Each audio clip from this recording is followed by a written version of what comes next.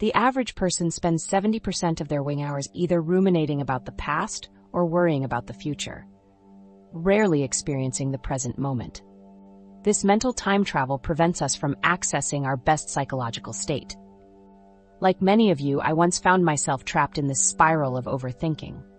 Then I discovered philosophers like Epictetus and Seneca developed practical exercises to break this pattern. In this video, I'll walk you through how ancient Stoic practices and the modern concept of flow state work together to transform overwhelm into empowerment, freeing you from the mental cycles keeping you stuck and stressed. The modern mind trap. Picture this: you're lying awake at 3 a.m., your mind racing through an endless loop of what-ifs while tomorrow's responsibilities loom closer with every passing minute. That familiar weight in your chest grows heavier as each potential scenario plays out in vivid detail. This is the modern mind trap that millions find themselves caught in daily. Our current existence has engineered the perfect breeding ground for overthinking. We live in a world where digital tethers create a state of continuous partial attention, our focus fragmented across platforms and devices. The average person checks their phone 96 times daily, while absorbing the equivalent of 174 newspapers worth of information, compared to just 2 newspapers in 1986. Imagine your mind as a processing center flooded with packages it can't possibly sort fast enough. The societal pressure to optimize every aspect of life adds another layer to this mental burden. From career achievements to fitness goals, parenting approaches to financial decisions, we face expectations to make the perfect choice in every domain. Social media compounds this by showcasing carefully curated highlight reels that make others' lives appear effortlessly optimal, creating a gap between our messy reality and the polished perfection we measure ourselves against. While we believe this mental churning helps us prepare and solve problems, research reveals otherwise.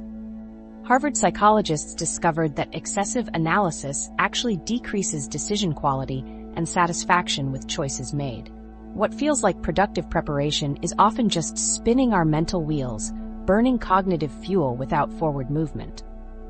Yale neuroscientists found that overthinking activates the brain's threat detection system, triggering the same neural pathways as physical danger, essentially creating a false emergency that locks us in unproductive thought patterns. This mental time traveling, constantly revisiting past mistakes or rehearsing future scenarios, rarely allows us to experience the present moment where actual solutions emerge. When caught in this cycle, our brain's executive function becomes impaired.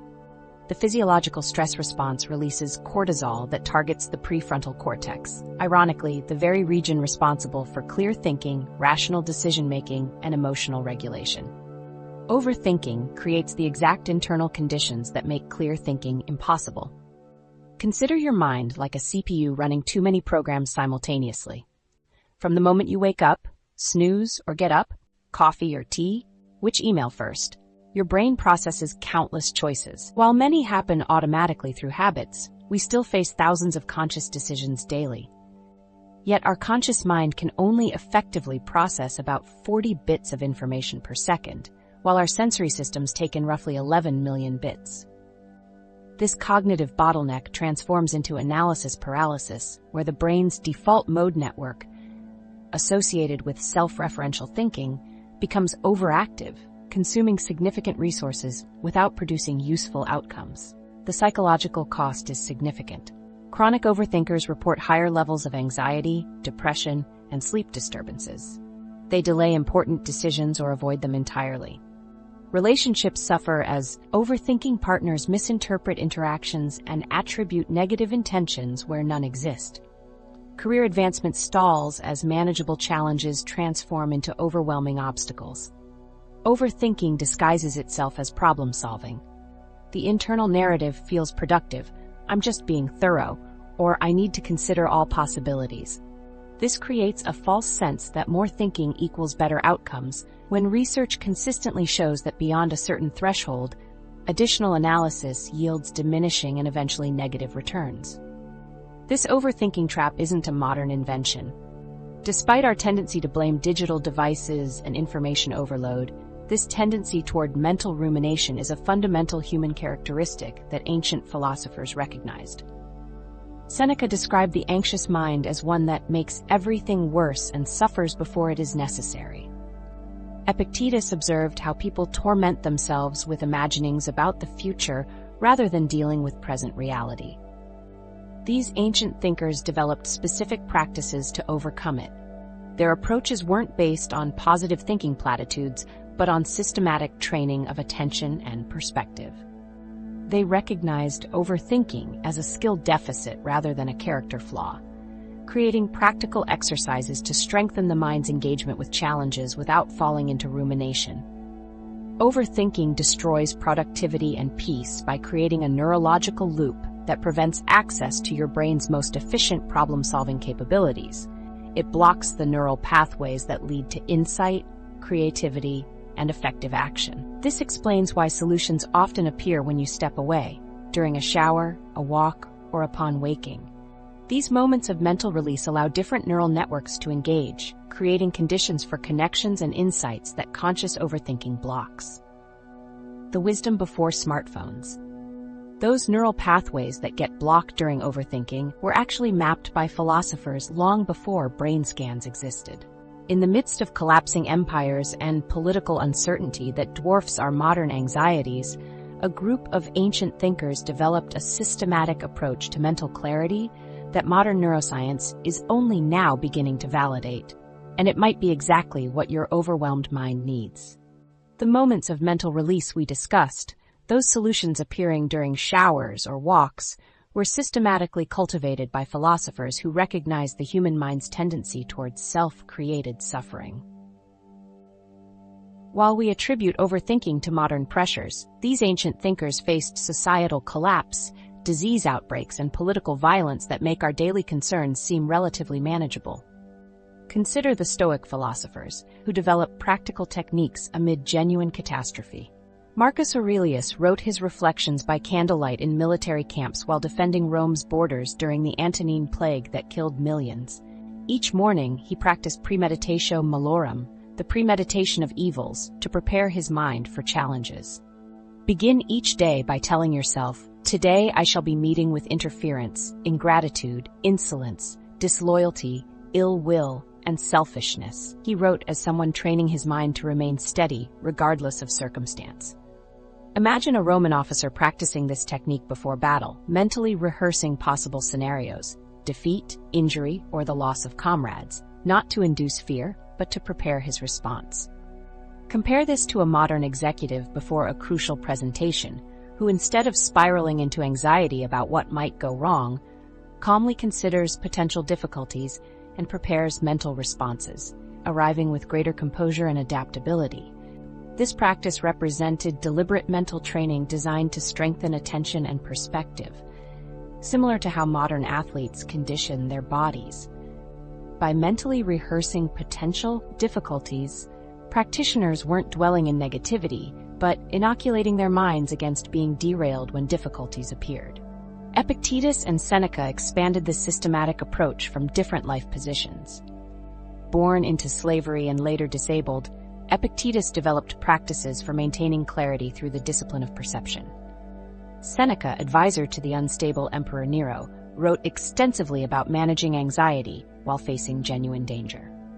He practiced voluntary discomfort to demonstrate that what he feared often wasn't as terrible as his imagination suggested. It's what you do with what happens that matters, Epictetus taught. This psychological insight separates the event itself from your interpretation. By creating space between experience and judgment, these philosophers prevented the mind from spiraling into unproductive patterns, precisely what modern overthinking does to us. What makes these ancient approaches powerful is their systematic nature. The Stoics created structured daily practices and specific techniques for responding to challenges. They practiced evening reflection, reviewing the day's events and their responses, analyzing where their thinking went astray. This mirrors modern cognitive behavioral techniques that help identify and modify unproductive thought patterns, but without MRI machines or neurotransmitter studies. These weren't isolated spiritual practices for monks. They were developed by people deeply engaged in society, politicians, teachers, slaves, and emperors, living through intense social upheaval. They created these mental frameworks to engage with reality more effectively, focusing on pragmatic results rather than abstract theory. The test wasn't whether a philosophy sounded good in discussion, but whether it produced mental clarity and emotional resilience daily. Modern neuroscience now confirms what these ancient philosophers intuited: practices that train attention and perspective change brain function. Neuroimaging shows that practices similar to the Stoics, particularly mindfulness and cognitive reframing, alter activity in brain regions associated with emotional regulation and attentional control. The Stoic practice of viewing difficulties as growth opportunities activates neural networks associated with resilience rather than threat response. Their techniques for distinguishing between productive and unproductive thoughts help activate brain regions associated with executive function rather than emotional reactivity. These ancient approaches address the fundamental mechanics of human thought rather than specific cultural challenges. The pattern of overthinking, becoming stuck in recursive, unproductive thought loops, remains unchanged since ancient times, even if the specific content has evolved. When we practice the mental discipline they developed, we're engaging the same neurological systems they intuitively targeted centuries ago. The ancients recognized that the human mind naturally gravitates toward anxious rumination. Their solution wasn't more information or distractions, but training to recognize unproductive patterns and redirect attention toward what truly matters, precisely the antidote many need in an age where information and distraction are available in unlimited supply. The control dichotomy. While ancient philosophers recognized our natural tendency toward anxious rumination, they also discovered a mental sorting mechanism so powerful it can instantly determine which thoughts deserve your attention and which create nothing but suffering. What if a slave-turned-philosopher from 2,000 years ago held the key to ending your exhausting mental battles with a single question? At the core of Stoic wisdom lies a brilliantly simple yet transformative concept: the dichotomy of control. This fundamental principle acts as a mental dividing line that immediately sorts everything in your life into two distinct categories: things within your control and things beyond it. It functions as a mental filter, sifting through the countless concerns that flood your mind daily, allowing only what truly matters to pass through. This intuitive framework can be applied in the next few minutes to dramatically reduce mental overwhelm. Think about what occupies your thoughts throughout a typical day. Market fluctuations impacting your investments, ambiguous emails from colleagues, whether your presentation will impress your boss, your aging parents' health. The human mind naturally treats all these potential concerns with equal urgency, pouring precious cognitive resources into matters where our thoughts and actions have drastically different levels of influence. By treating everything as equally deserving of our mental energy, we create the perfect conditions for overthinking to flourish. The Stoic philosopher Epictetus understood this psychological trap intimately. In his handbook, The Enchiridion, he begins with this principle: some things are within our power, while others are not. Within our power are opinion, aim, desire, aversion, and in one word, whatever affairs are our own. Beyond our power are body, property, reputation, office, and in one word, whatever are not properly our own. This insight came from someone who understood real powerlessness. Born into slavery and physically disabled, Epictetus experienced firsthand the mental freedom that comes from clearly distinguishing between what we can and cannot influence. For him, this wasn't abstract philosophy, but a practical survival tool that preserved mental energy for where it could actually make a difference. Consider a work project that's falling behind schedule. Without this mental filter, your mind might cycle through countless worries. Will this failure damage my career? Why didn't I start earlier? What if the client is angry? But through the Stoic lens, you immediately recognize that past decisions, others' reactions, and potential future consequences lie outside your control. What remains in your control? Your current effort, communication about delays, problem-solving approach, and learning from the experience. This mental sorting creates an immediate shift from feeling overwhelmed by everything to focusing specifically on your sphere of influence. The result is both psychological relief and more effective action, since your mental energy concentrates precisely where it can make a difference, rather than being scattered across every aspect of the situation. What's particularly powerful about this approach is how it creates a virtuous cycle. Each time you successfully apply this filtering process, you strengthen the neural pathways that support clear thinking under pressure. Modern psychology has confirmed what the Stoics intuited, that perceived control significantly impacts stress levels.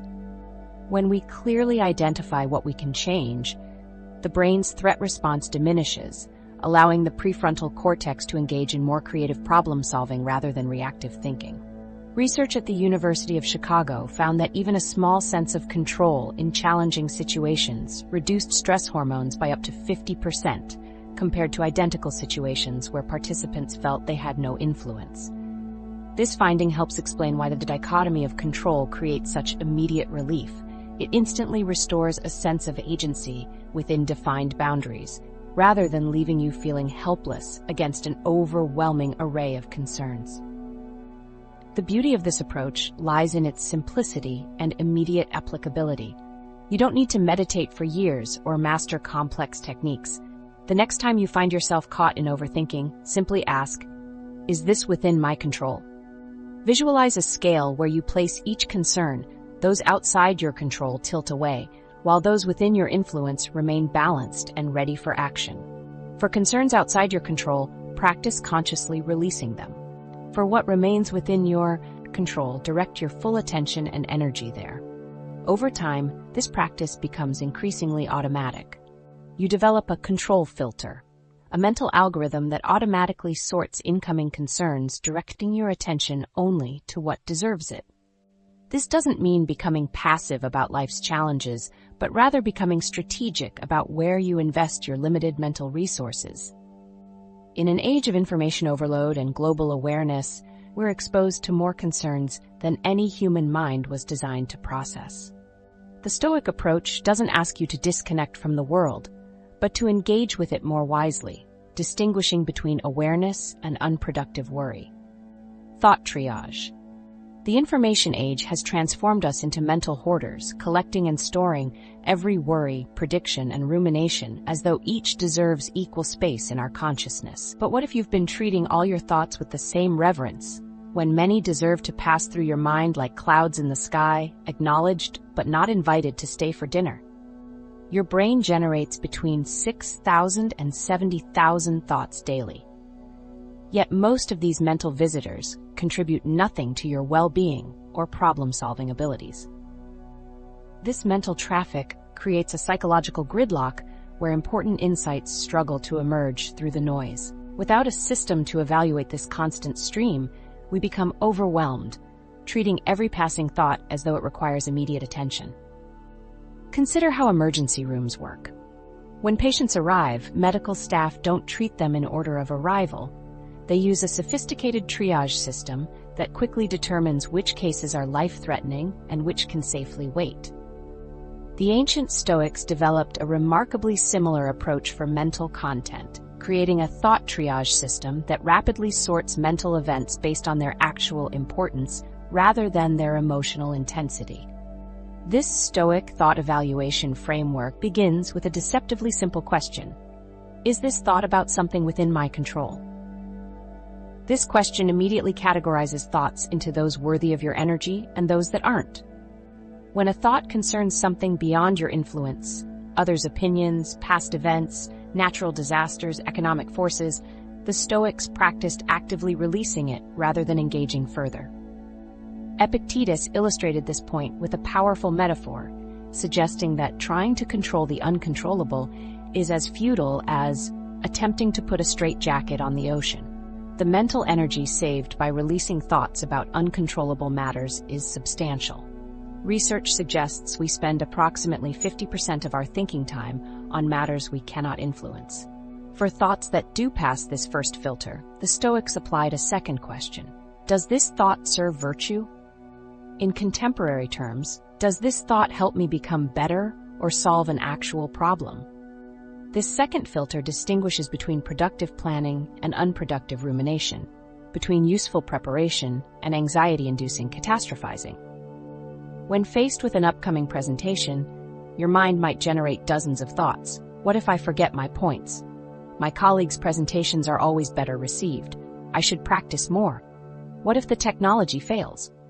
The Stoic triage system quickly sorts these, recognizing that preparing content and practicing delivery are within your control and serve a purpose, while worrying about technology failures or others' opinions wastes mental energy. Musonius Rufus emphasized this when he taught that we must keep our minds fit for action, ready for what comes. This fitness comes from training the mind to focus exclusively on what matters. The dual filtering system prevents your mind from being hijacked by catastrophic thinking, social comparison, and rehashing past events. Modern cognitive science confirms the effectiveness of this ancient approach. When researchers at the University of Pennsylvania studied thought patterns, they found that distinguishing between productive and unproductive worry significantly reduced anxiety symptoms, precisely the distinction the Stoics made 2 millennia ago. Implementing this Stoic thought triage system requires training. Like emergency room physicians, we must learn to rapidly assess each thought, determining which require immediate attention and which should be discharged. This training begins with increased awareness, noticing thoughts as they arise rather than automatically engaging with them. Marcus Aurelius described this process. The soul becomes dyed with the color of its thoughts. By choosing which thoughts to engage with, we determine the quality of our mental experience. The emperor-philosopher practiced regularly, pausing throughout his day to evaluate his thoughts, asking whether they were serving him or merely creating unnecessary suffering. What makes this approach powerful is that it doesn't require suppressing thoughts. Attempts at thought suppression typically backfire. Instead, the Stoic approach acknowledges all thoughts, but consciously decides which deserve further attention based on practical criteria rather than emotional reactivity. Dr. Donald Robertson, a psychotherapist specializing in Stoic practices, notes that this approach creates a greater sense of cognitive space and freedom. By implementing thought triage, you create mental room for creative problem solving rather than being constantly occupied with unproductive mental chatter. This approach transforms your relationship with thinking itself. You become an active curator of your mental content, directing it more effectively, creating a mind that works for you rather than against you. The beauty of this system lies in its simplicity and immediate applicability. You can apply these filtering questions: is this within my control, and does this serve a purpose, to any thought that arises in any context. Over time, this practice reshapes your default mental patterns, with your mind naturally prioritizing productive thoughts, create the neuroscience of mental states. That virtuous cycle of clearer thinking doesn't just feel different, it physically transforms your brain. When you're caught in overthinking, your brain is literally working against itself, activating neural networks that consume massive energy while shutting down regions needed for optimal performance. The contrast between your brain during rumination versus during flow states reveals why one experience feels like trudging through mud while the other feels effortless. Neuroscientists have mapped what happens in your brain during these dramatically different mental states. When overthinking takes hold, your default mode network, DMN, dominates brain activity.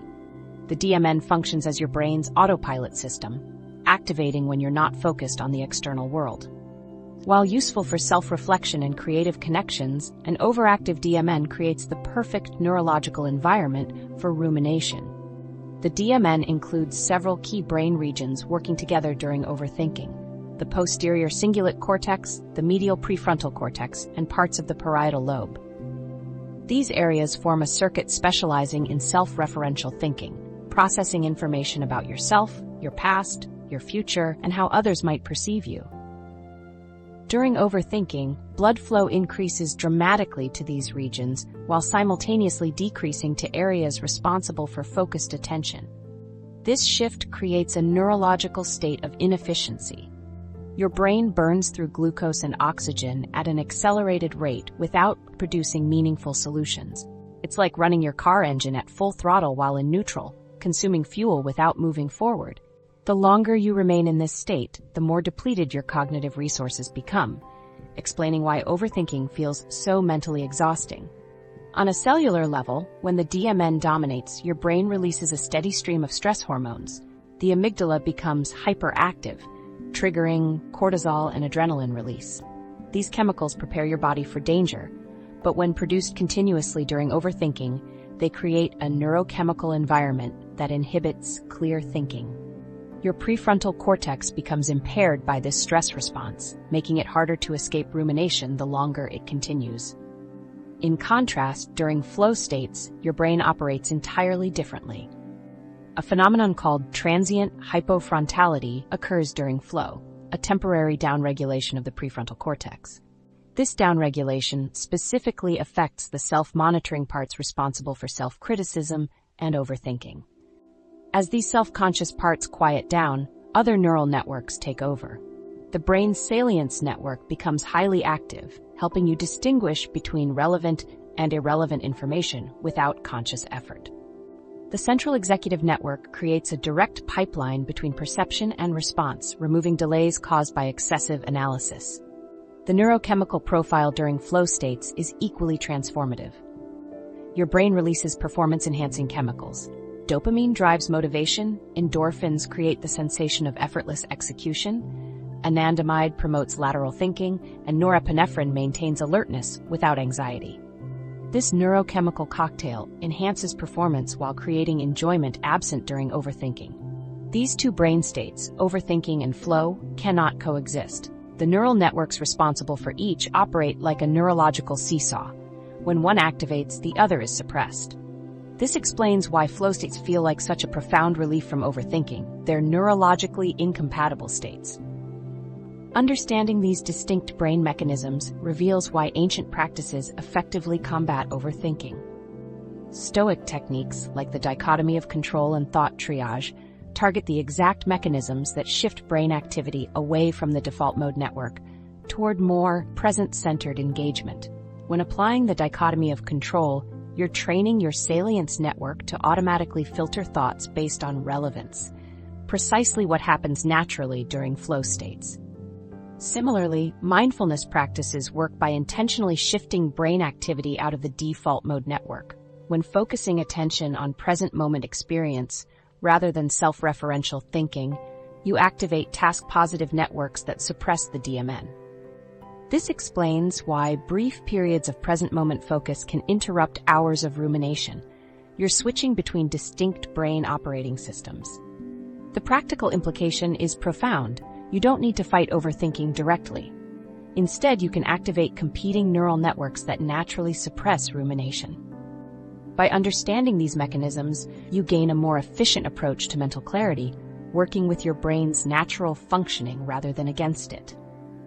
In essence, where overthinking creates a brain state of high energy consumption with minimal output, flow creates an efficient, high-performance state where thinking becomes clear and action becomes effortless, the very mental state that ancient practices help us access.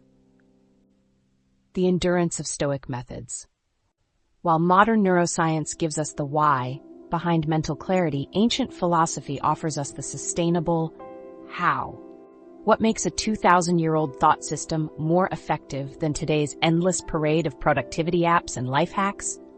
The answer reveals why most modern solutions to overthinking actually make the problem worse. We live in an era obsessed with productivity, a world where new organizational systems, mindfulness apps, and efficiency techniques emerge almost weekly. Each promises to be the solution to our overwhelmed minds. Yet, despite this abundance of tools, rates of anxiety, burnout, and mental exhaustion continue to rise. The temporary relief these modern methods provide quickly fades, leaving us searching for the next hack. The staying power of Stoic practices isn't coincidental. These ancient techniques have endured because they operate on a fundamentally different principle than modern productivity systems. While today's solutions typically focus on external management, organizing information, categorizing tasks, and building complex systems around our thoughts, Stoic practices train the internal faculty that processes information in the first place, attention itself. Consider the difference between a modern task management system and the Stoic practice of morning reflection. The task system helps you organize what you need to do, but doesn't change how you relate to those tasks. The Stoic practice trains your mind to recognize what truly deserves your attention before any tasks even enter your awareness. One manages the symptoms of mental overload, the other addresses its root cause.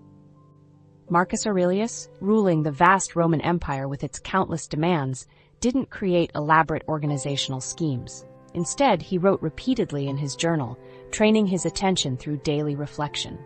His meditations was a practice of mental rehearsal, reinforcing core principles until they became his default way of engaging with challenges. The repetition served as deliberate mental training. Think of the Stoic mind as a well-tuned engine. Modern systems continually add parts, more gears, pulleys, and mechanisms, creating a complex machine requiring constant maintenance. The Stoic approach strips away unnecessary components, leaving only the essential parts working in perfect harmony. This engine runs smoothly under pressure because it contains only what's necessary, making it both powerful and resilient. Stoic practices systematically remove unnecessary complexity from your mental landscape. The dichotomy of control doesn't give you more to think about, it gives you permission to think about less. When you train yourself to immediately recognize what lies beyond your influence, you create mental space rather than filling it. Another reason modern productivity hacks fail is their fragility. Many popular techniques rely on positive thinking or avoiding difficult emotions, approaches that collapse under real pressure. Stoicism builds psychological anti-fragility by directly engaging with difficult realities. The practice of negative visualization, premeditatio malorum, mentally rehearses potential problems, building resilience that withstands actual challenges when they arise. As psychotherapist Donald Robertson notes in his research on Stoicism and cognitive therapy, Stoic psychological exercises weren't designed to make people feel better temporarily, but to transform their entire character and way of life. This fundamental difference in approach creates lasting change rather than temporary relief. The stickiness of Stoic practices comes from their integration with identity. When you practice a Stoic technique, you're becoming someone.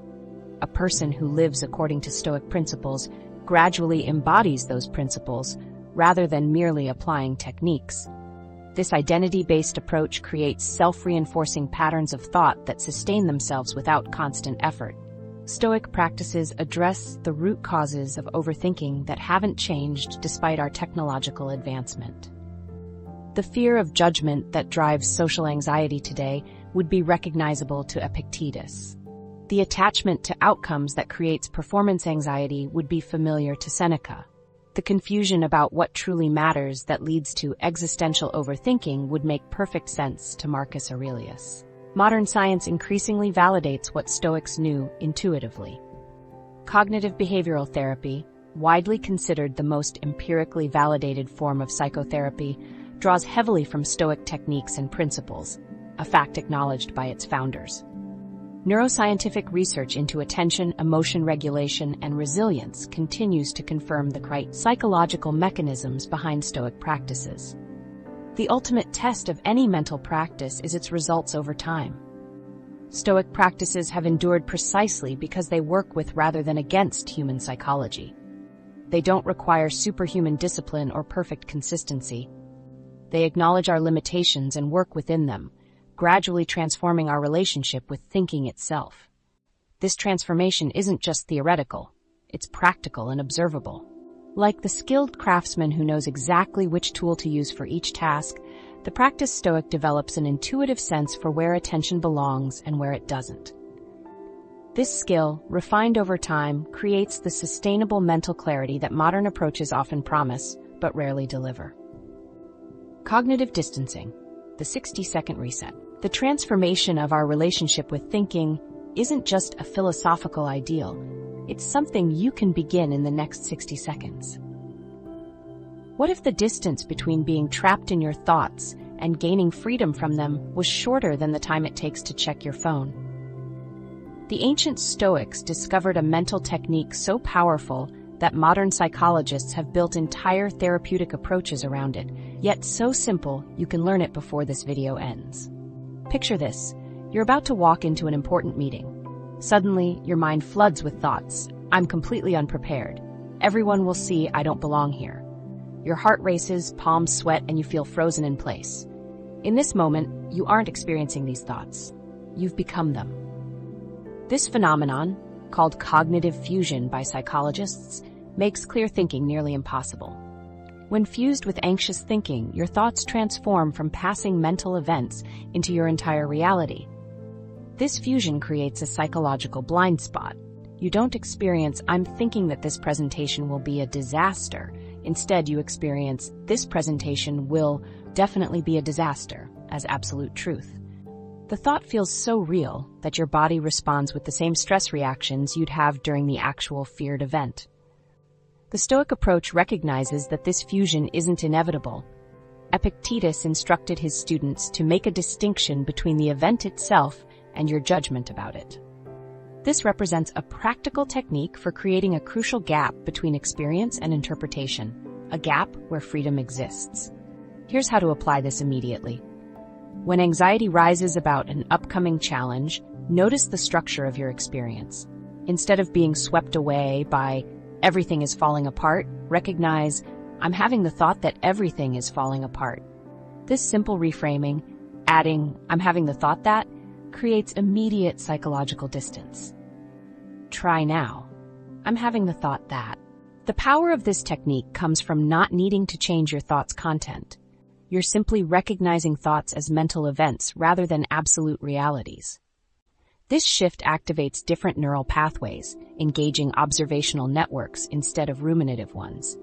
When you label a thought as just a thought, your brain's posterior cingulate cortex, heavily involved in self-referential thinking, shows decreased activity. Meanwhile, regions associated with perspective-taking light up. This neurological shift happens quickly, often within 30 to 60 seconds of practicing cognitive distancing. The technique becomes more powerful with specific labeling. Rather than just noting, I'm having a thought, categorize it, I'm having a worry thought about the future. Or, I'm having a self-critical thought.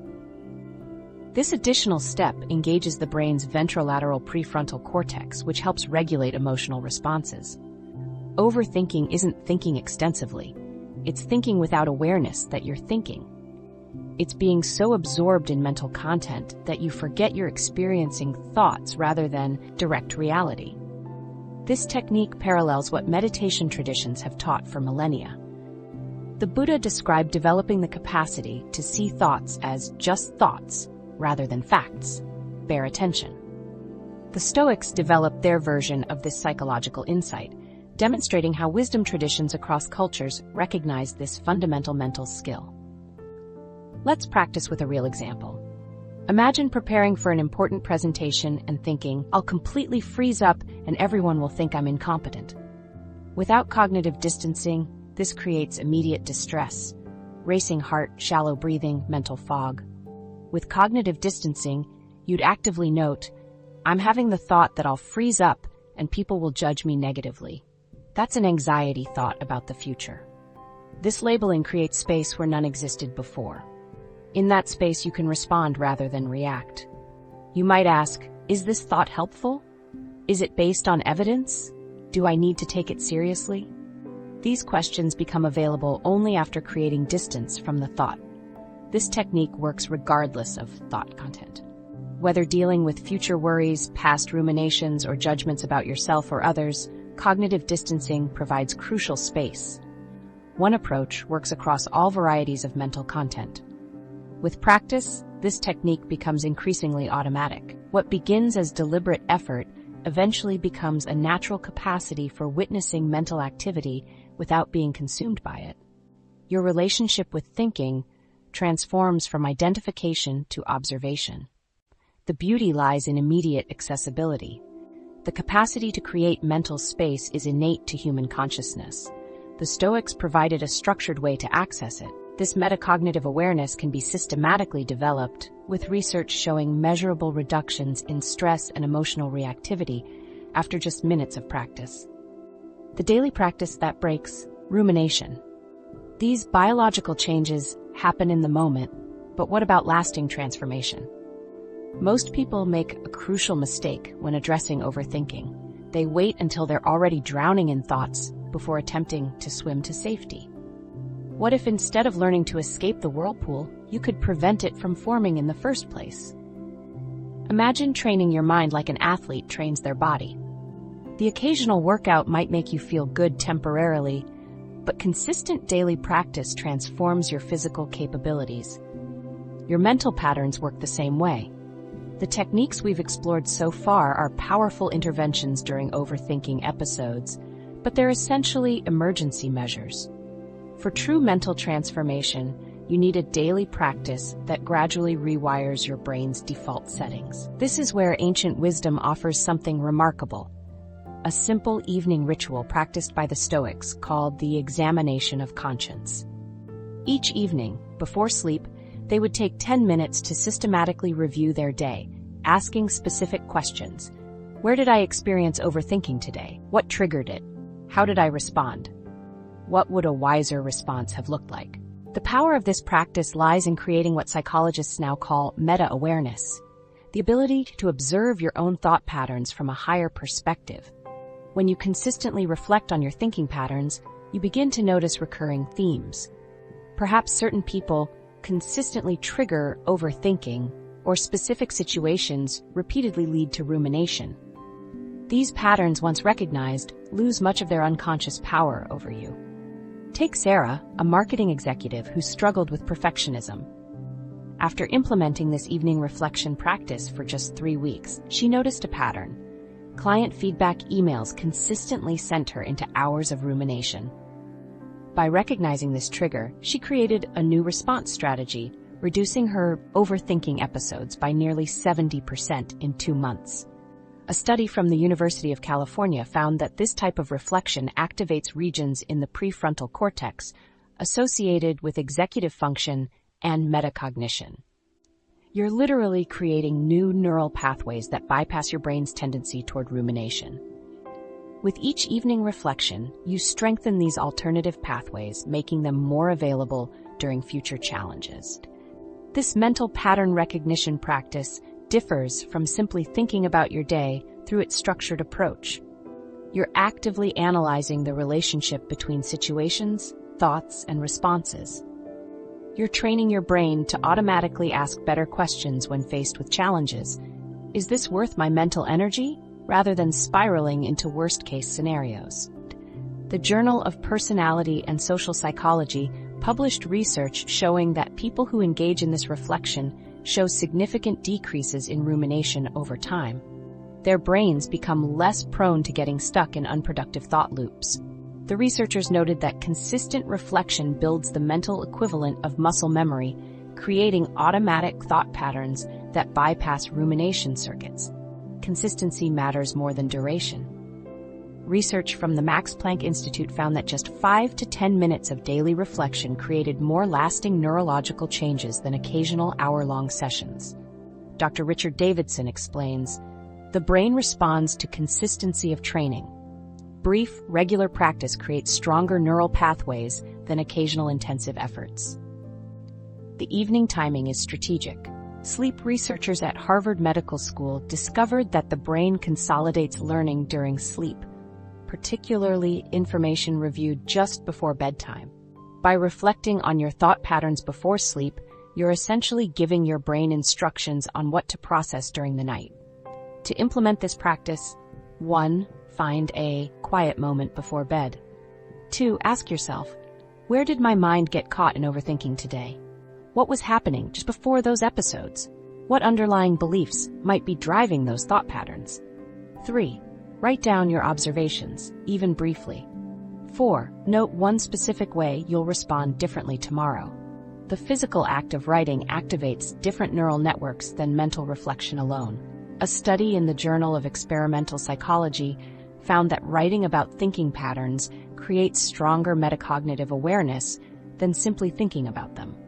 What you'll notice over time is that your overthinking becomes less mysterious. Once identified, triggers can be addressed strategically rather than reactively. This practice doesn't eliminate challenging thoughts, that's not the goal.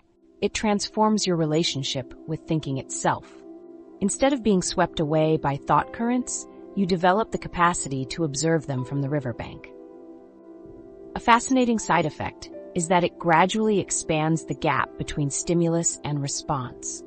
Neuroimaging studies show that consistent reflective practice strengthens connections between the prefrontal cortex and the amygdala, allowing for more thoughtful responses to triggers rather than automatic reactions.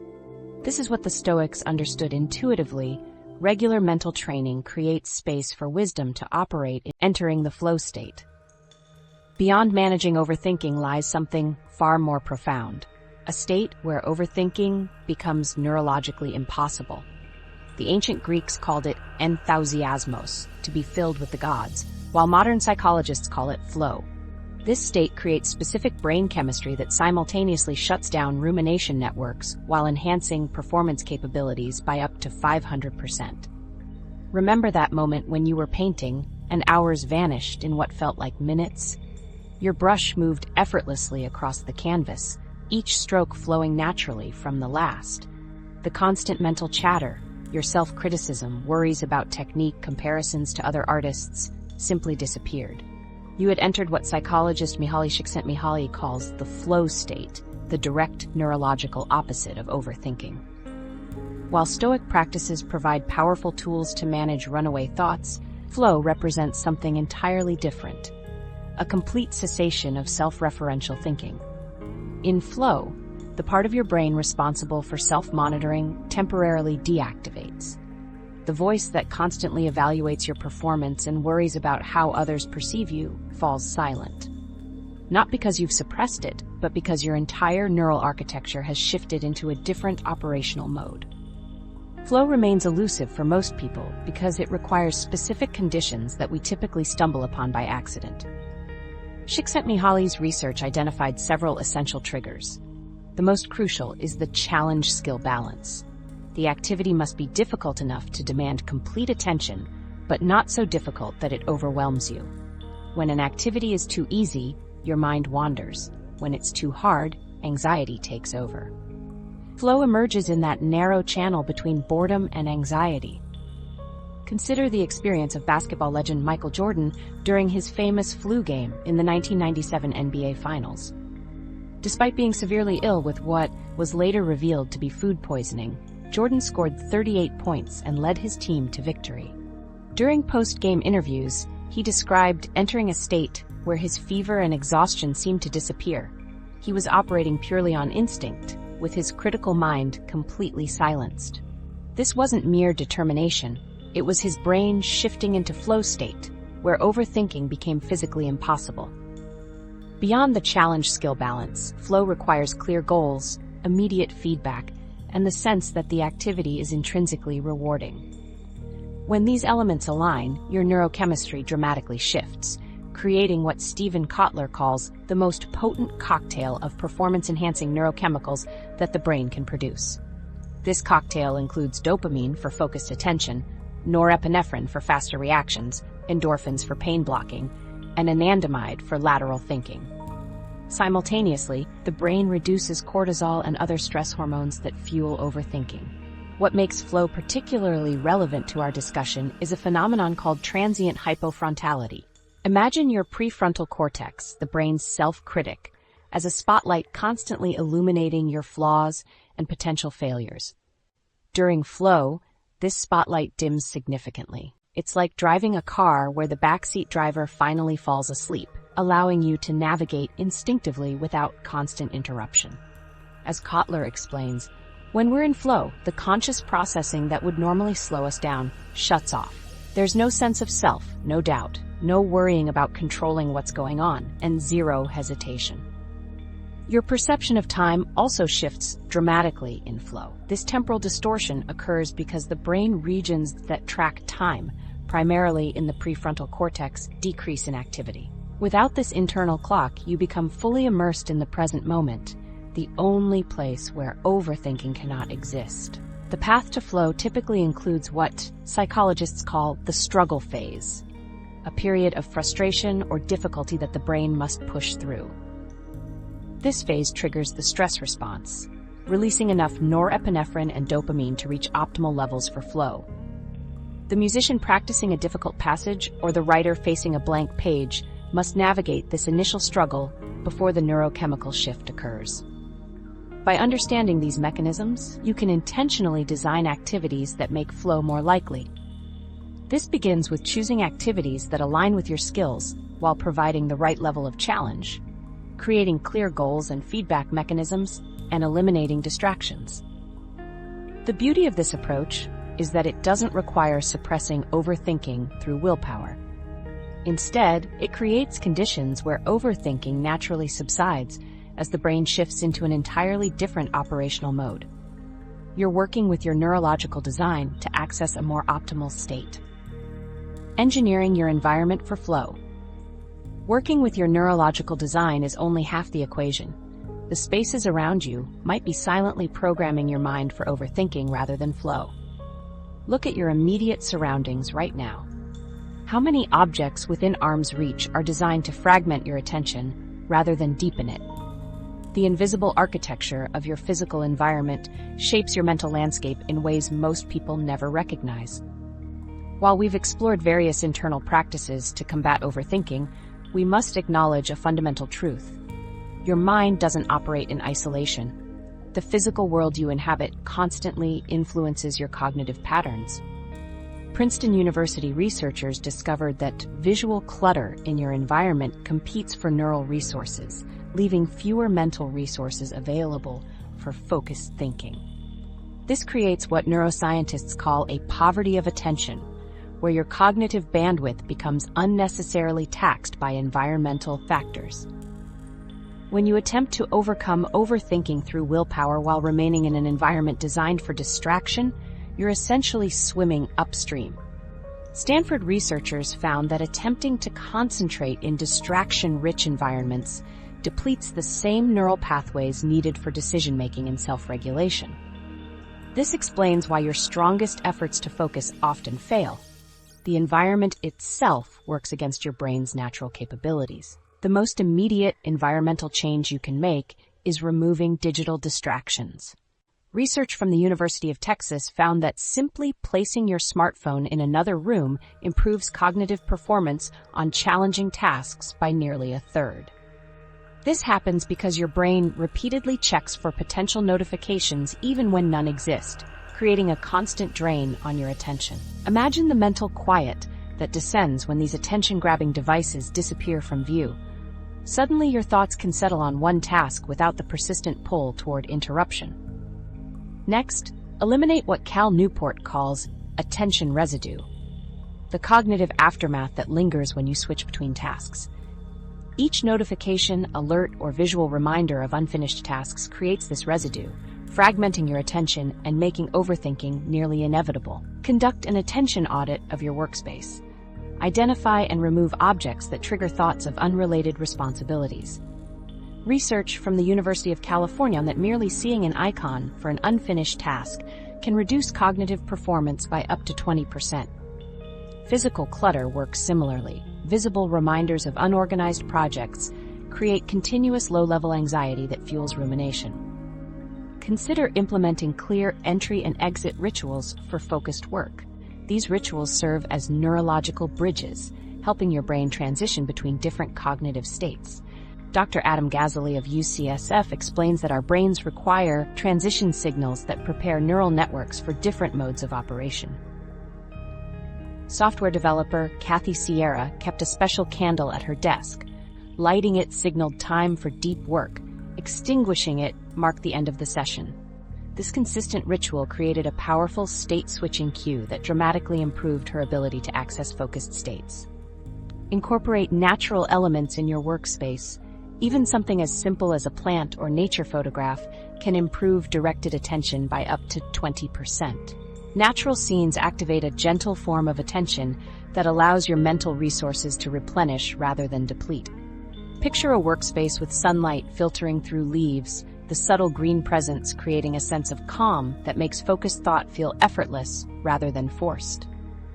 Sound matters too. Unpredictable noise significantly increases cognitive load and stress hormones, creating ideal conditions for overthinking.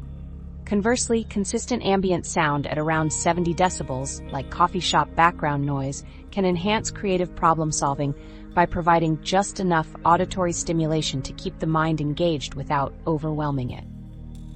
Finally, calibrate challenge levels in your physical space to maintain optimal conditions for flow.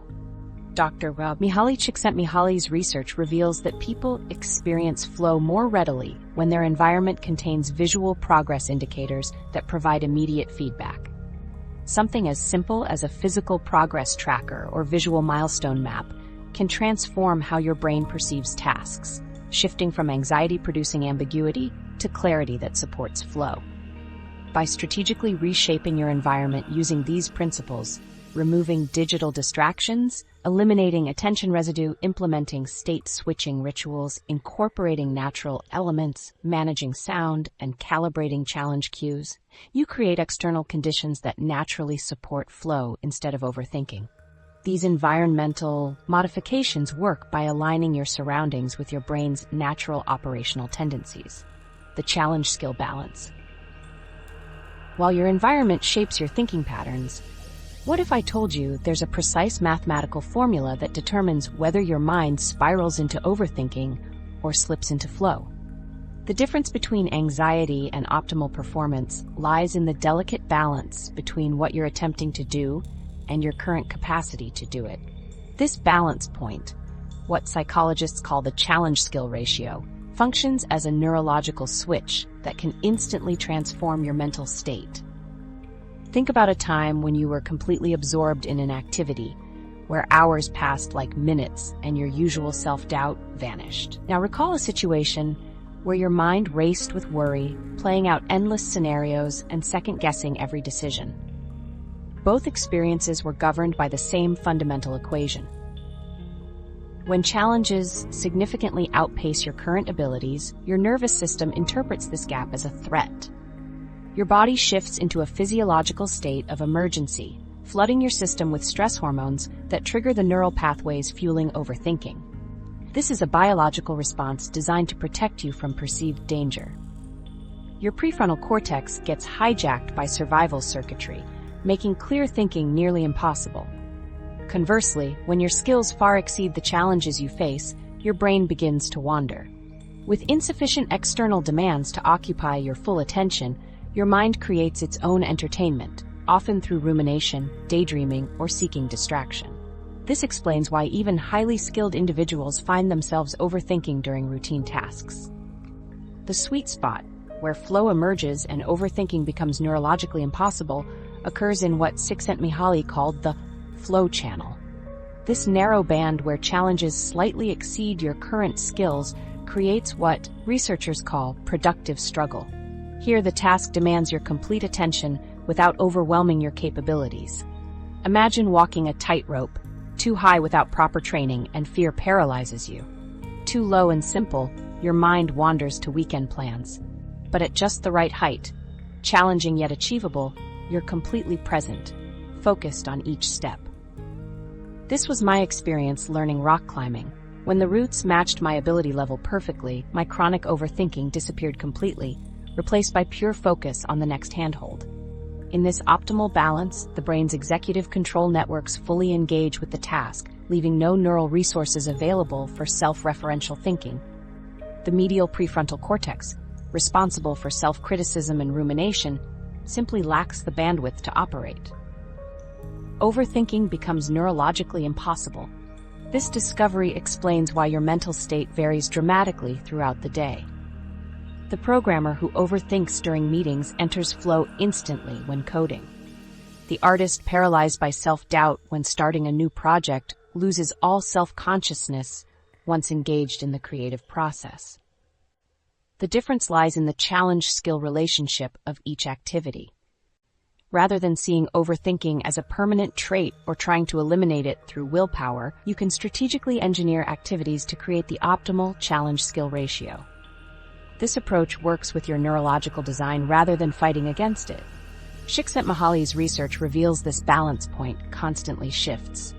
As you gain skill through practice, activities that once triggered flow become boring.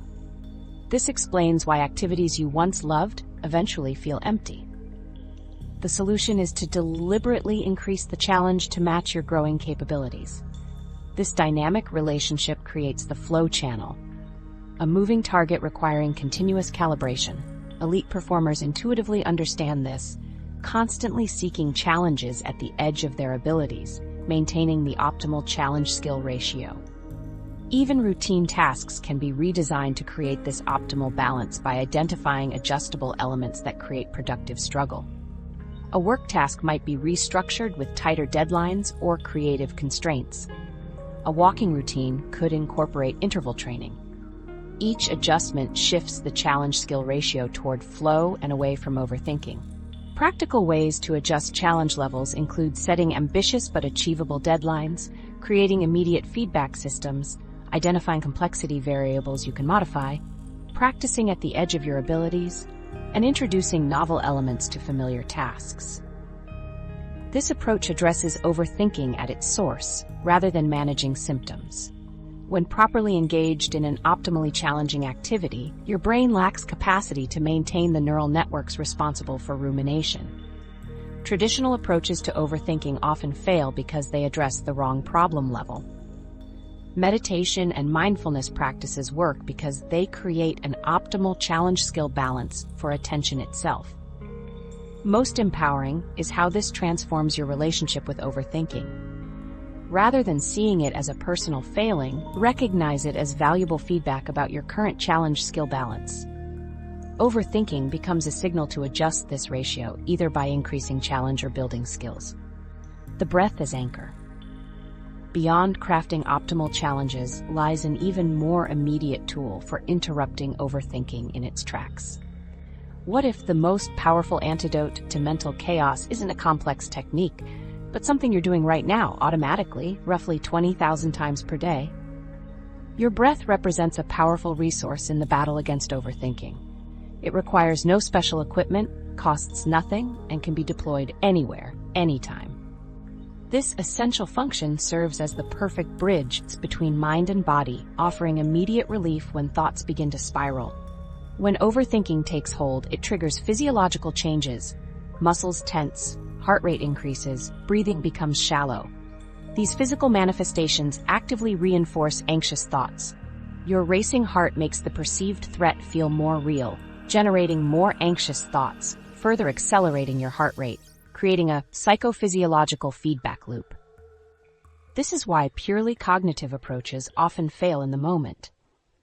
When you're deep in an overthinking spiral, someone telling you to just think differently rarely helps. Your body has already activated emergency systems that override rational thinking. It's like trying to solve a complex equation while running from a predator. The brain simply isn't configured to do both simultaneously.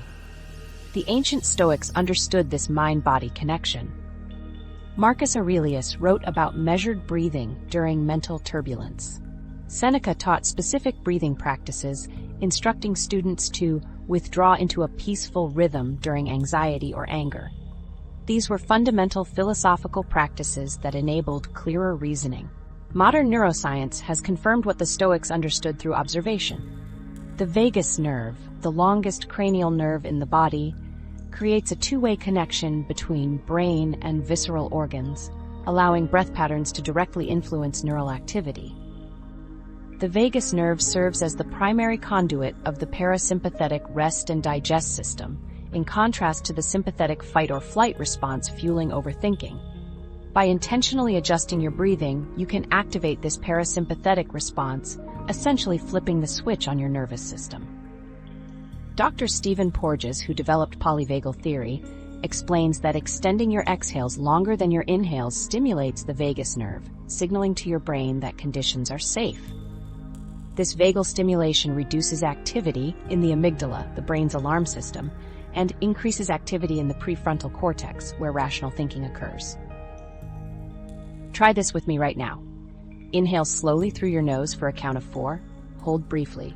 Now, exhale gradually through your mouth for 6 or 8 counts. Feel that subtle shift?